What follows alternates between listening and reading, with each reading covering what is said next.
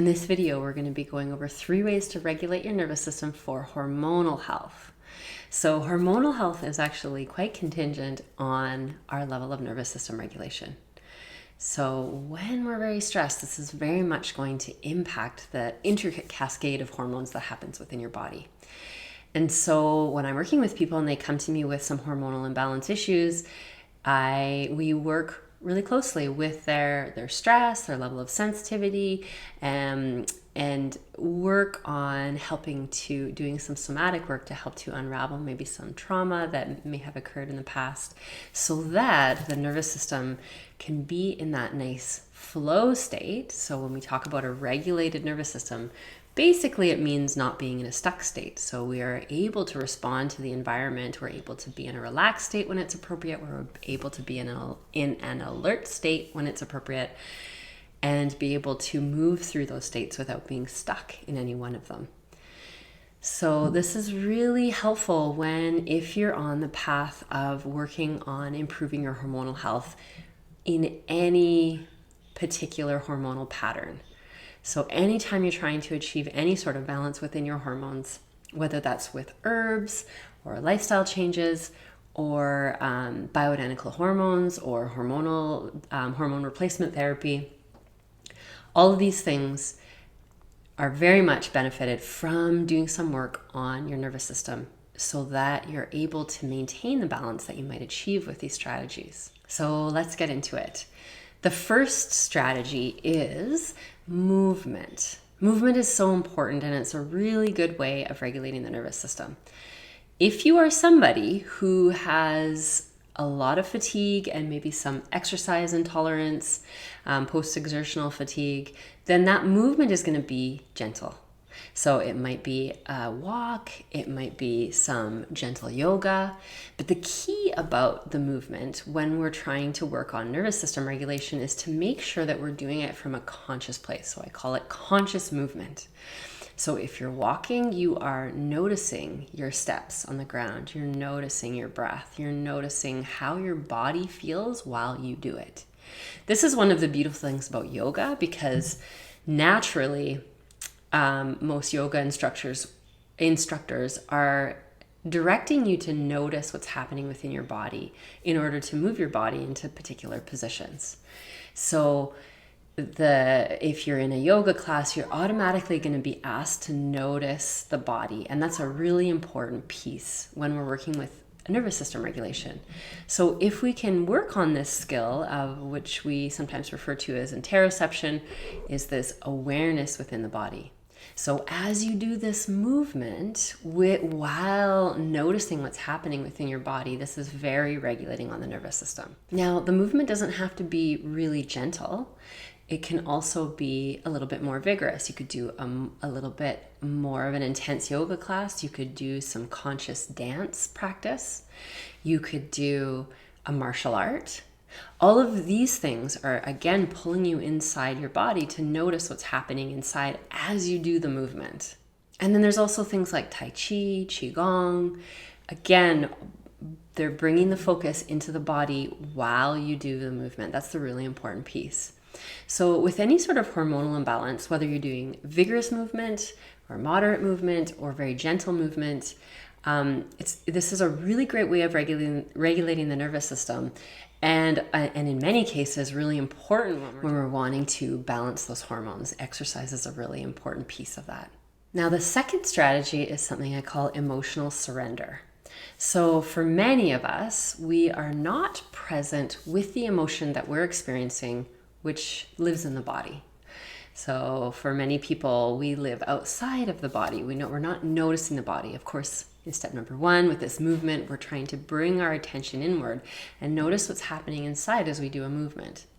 Now, with emotional surrender, it's a similar sort of idea. We're bringing the attention inside, tapping into and observing an emotion that might be present there and allowing it to be there.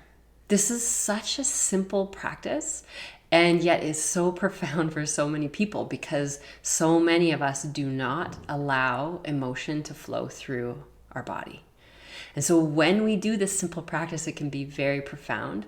And not only that, it's going to move stuck energy. It's going to allow your nervous system to be more easily enter into a regulated state, especially as we hone this skill over time. So this particular practice, I actually have a free handout on. You can go to meganjan.com/surrender, which is a step-by-step strategy to just a step-by-step plan to help you work on this skill of emotional surrender.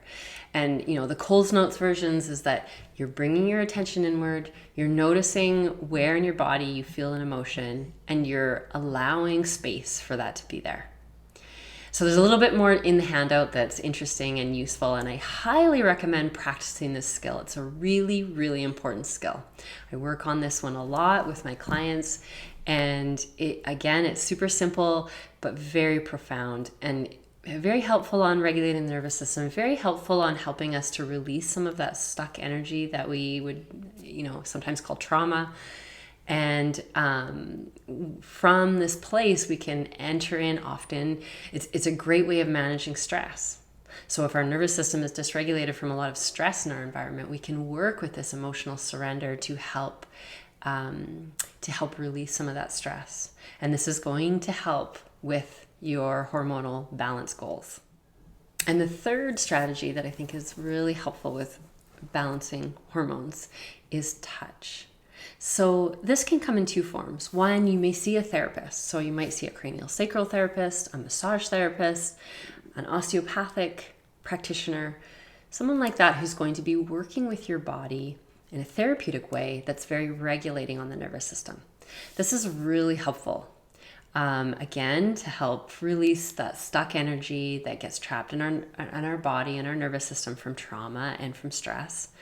And it acts as a stress reliever in many cases as well, right? And many of us carry pain, especially when we've got a lot going on in our life. And all of these things can be really helpful when you're on this path of hormonal balancing. Now, you don't have to go and see a practitioner to do this. You can also do this for yourself. So you can spend time touching your own body and leaning into what feels pleasurable. And so sometimes you can start with a small area of your body, maybe one of your arms, where you massage and use different types of touch, like soft touch and a little more firmer touch, and working through this way. So this can be done in many different ways. You can choose a body part and work on it that way. You can also, many women like to do gua sha facial massage. You could even go and get a special kind of facial that's very nourishing to the body.